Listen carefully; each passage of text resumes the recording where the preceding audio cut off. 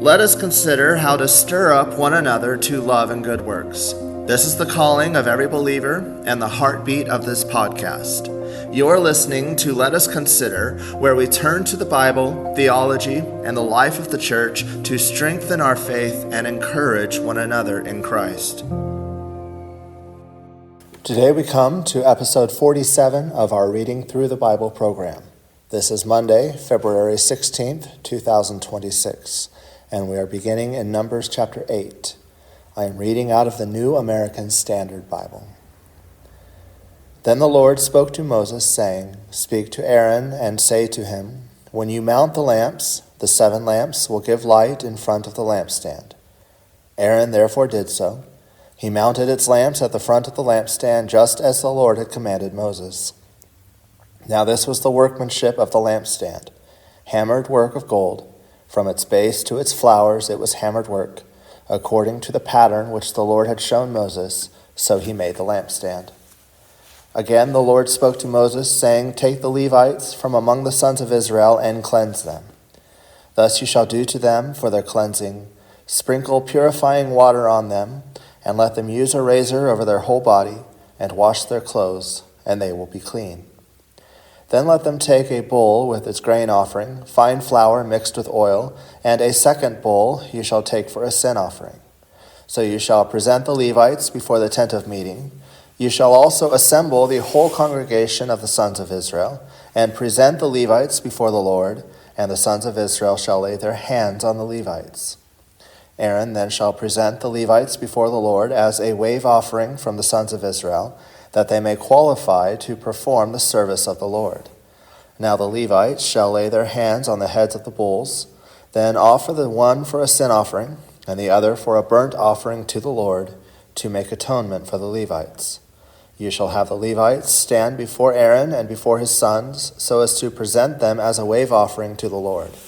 Thus you shall separate the Levites from among the sons of Israel, and the Levites shall be mine. Then after that the Levites may go in to serve the tent of meeting, but you shall cleanse them and present them as a wave offering, for they are wholly given to me from among the sons of Israel.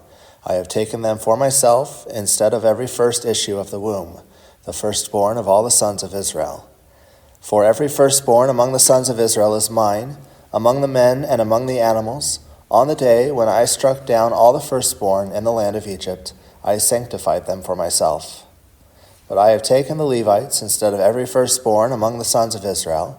I have given the Levites as a gift to Aaron and to his sons from among the sons of Israel, to perform the services of the sons of Israel at the tent of meeting, and to make atonement on behalf of the sons of Israel, so that there will be no plague among the sons of Israel by their coming near to the sanctuary." Thus did Moses and Aaron and all the congregation of the sons of Israel to the Levites, according to all that the Lord had commanded Moses concerning the Levites, so the sons of Israel did to them. The Levites too purified themselves from sin and washed their clothes, and Aaron presented them as a wave offering before the Lord. Aaron also made atonement for them to cleanse them. Then after that the Levites went in to perform their service in the tent of meeting before Aaron and before his sons, just as the Lord had commanded Moses concerning the Levites, so they did to them. Now the Lord spoke to Moses, saying, "This is what applies to the Levites. From 25 years old and upward they shall enter to perform service in the work of the tent of meeting. But at the age of 50 years they shall retire from service in the work and not work any more. They may, however, assist their brothers in the tent of meeting to keep an obligation, but they themselves shall do no work. Thus you shall deal with the Levites concerning their obligations."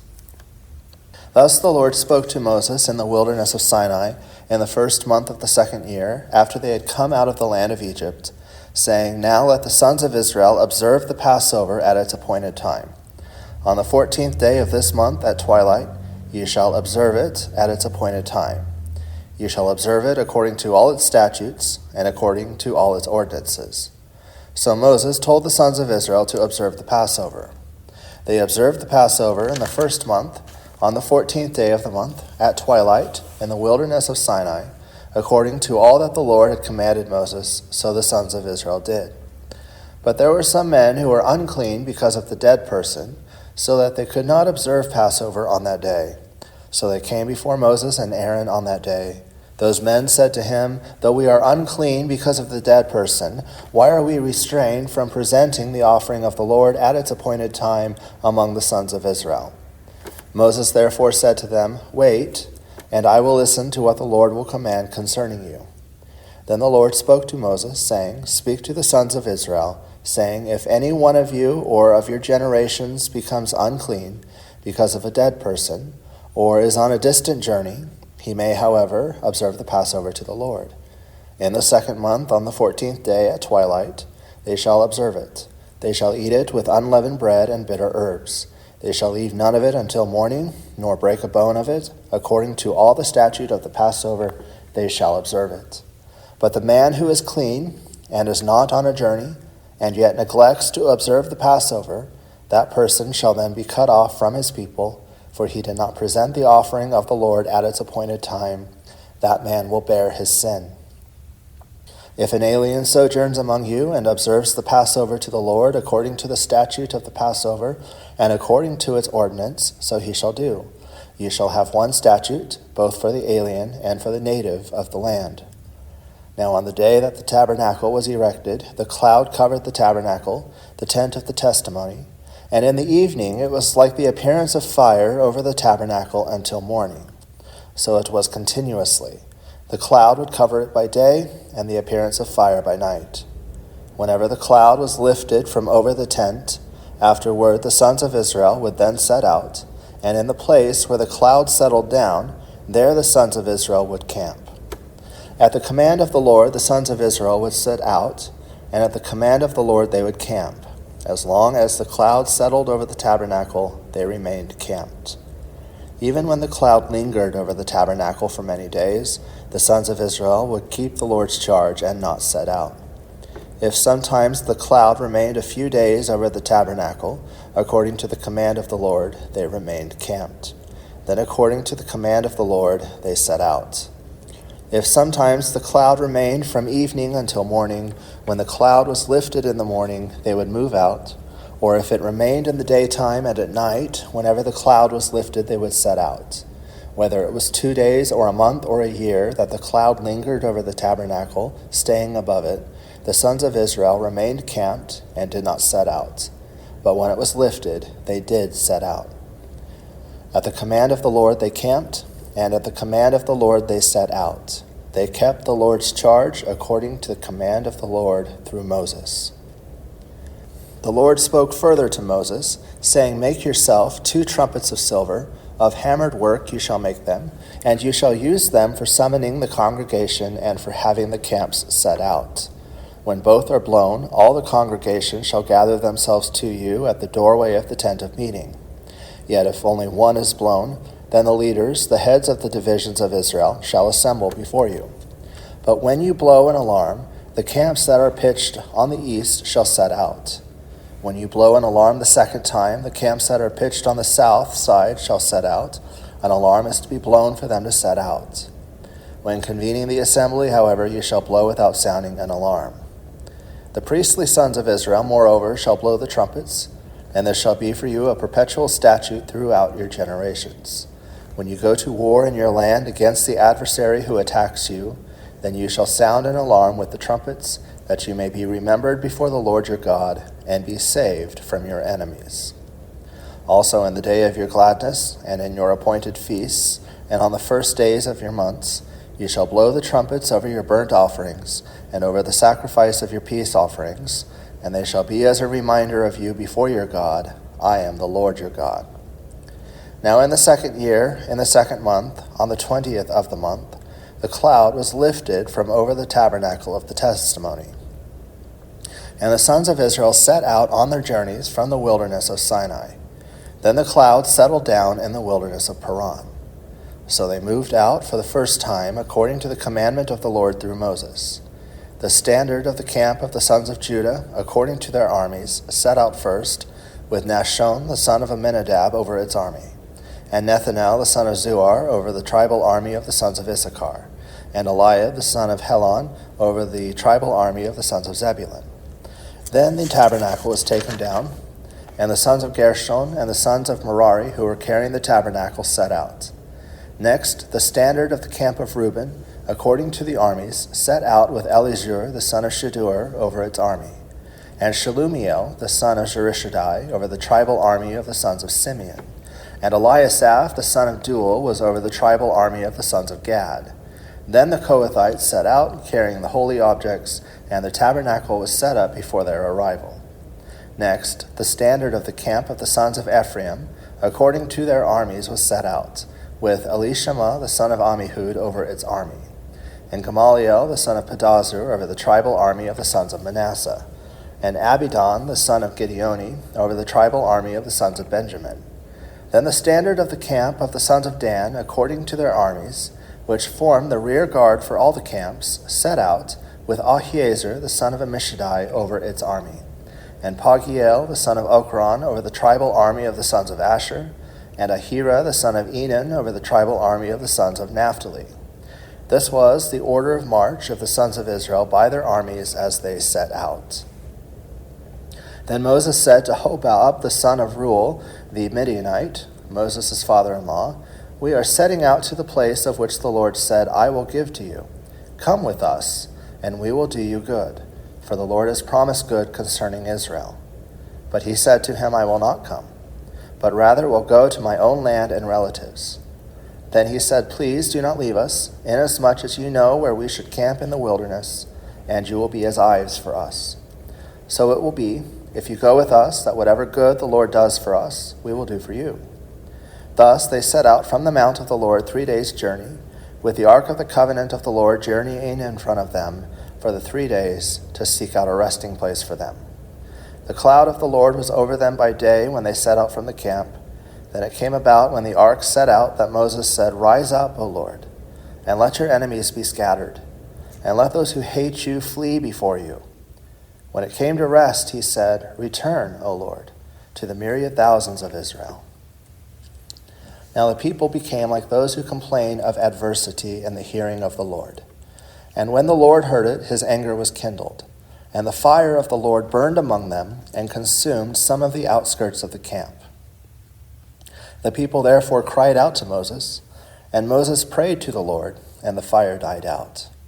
So the name of that place was called Taberah, because the fire of the Lord burned among them. The rabble who were among them had greedy desires, and also the sons of Israel wept again and said, "Who will give us meat to eat? We remember the fish which we used to eat free in Egypt, the cucumbers and the melons and the leeks and the onions and the garlic. But now our appetite is gone. There is nothing at all to look at except this manna." Now the manna was like coriander seed, and its appearance like that of bdellium. The people would go about and gather it and grind it between 2 millstones, or beat it in the mortar, and boil it in the pot and make cakes with it. And its taste was as the taste of cakes baked with oil. When the dew fell on the camp at night, the manna would fall with it. Now Moses heard the people weeping throughout their families, each man at the doorway of his tent, and the anger of the Lord was kindled greatly, and Moses was displeased. So Moses said to the Lord, "Why have you been so hard on your servant? And why have I not found favor in your sight, that you have laid the burden of all this people on me? Was it I who conceived all this people? Was it I who brought them forth, that you should say to me, 'Carry them in your bosom as a nurse carries a nursing infant to the land which you swore to their fathers'? Where am I to get meat to give to all this people? For they weep before me, saying, 'Give us meat that we may eat.' I alone am not able to carry all this people, because it is too burdensome for me. So if you are going to deal thus with me, please kill me at once, if I have found favor in your sight, and do not let me see my wretchedness." The Lord therefore said to Moses, "Gather for me 70 men from the elders of Israel, whom you know to be the elders of the people, and their officers, and bring them to the tent of meeting, and let them take their stand there with you. Then I will come down and speak with you there, and I will take of the Spirit who is upon you, and will put him upon them, and they shall bear the burden of the people with you, so that you will not bear it all alone. Say to the people, 'Consecrate yourselves for tomorrow, and you shall eat meat. For you have wept in the ears of the Lord, saying, Oh, that someone would give us meat to eat, for we were well off in Egypt.' Therefore the Lord will give you meat, and you shall eat. You shall eat, not 1 day, nor 2 days, nor 5 days, nor 10 days, nor 20 days, but a whole month, until it comes out of your nostrils and becomes loathsome to you, because you have rejected the Lord who is among you, and have wept before him, saying, Why did we ever leave Egypt? But Moses said, The people among whom I am are 600,000 on foot. Yet you have said, I will give them meat, so that they may eat for a whole month. Should flocks and herds be slaughtered for them to be sufficient for them? Or should all the fish of the sea be gathered together for them to be sufficient for them? The Lord said to Moses, Is the Lord's power limited? Now you shall see whether my word will come true for you or not. So Moses went out and told the people the words of the Lord. Also he gathered 70 men of the elders of the people and stationed them around the tent. Then the Lord came down in the cloud and spoke to him, and he took the Spirit who was upon him and placed him among the 70 elders. And when the Spirit rested upon them, they prophesied, but they did not do it again. But 2 men had remained in the camp. The name of the one was Eldad, and the name of the other was Medad. And the Spirit rested upon them. Now they were among those who had been registered, but had not gone out to the tent, and they prophesied in the camp. So a young man ran and told Moses and said, Eldad and Medad are prophesying in the camp. Then Joshua, the son of Nun, the attendant of Moses from his youth, said, Moses, my Lord, restrain them. But Moses said to him, Are you jealous for my sake? Would that all the Lord's people were prophets, that the Lord would put his Spirit upon them. Then Moses returned to the camp, both he and the elders of Israel. Now there went forth a wind from the Lord, and it brought quail from the sea, and let them fall beside the camp, about a day's journey on this side, and a day's journey on the other side, all around the camp, and about 2 cubits deep on the surface of the ground.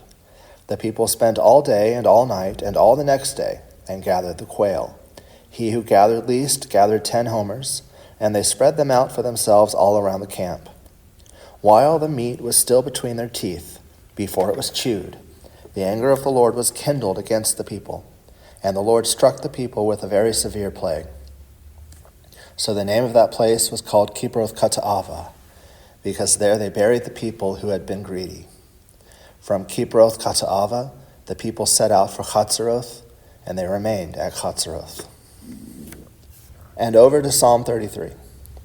Sing for joy in the Lord, O you righteous ones. Praise is becoming to the upright.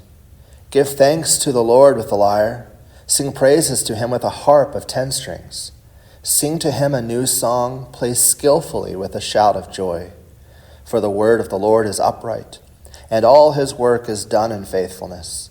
He loves righteousness and justice. The earth is full of the loving kindness of the Lord.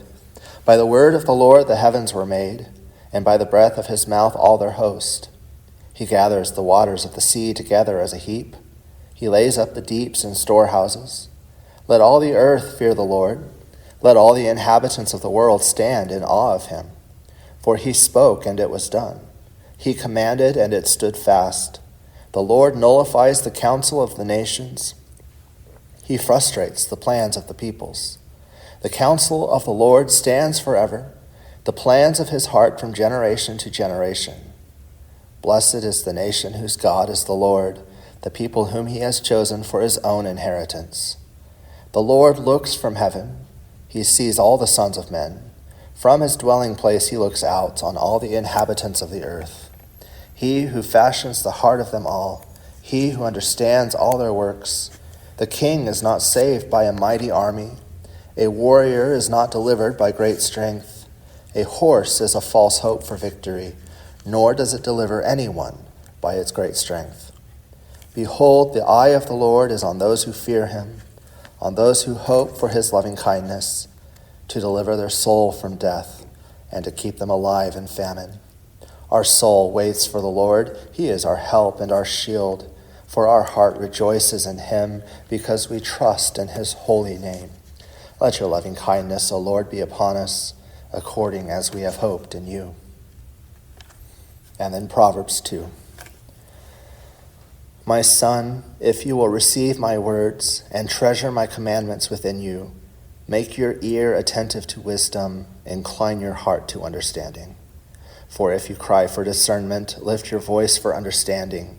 If you seek her as silver and search for her as for hidden treasures, then you will discern the fear of the Lord and discover the knowledge of God.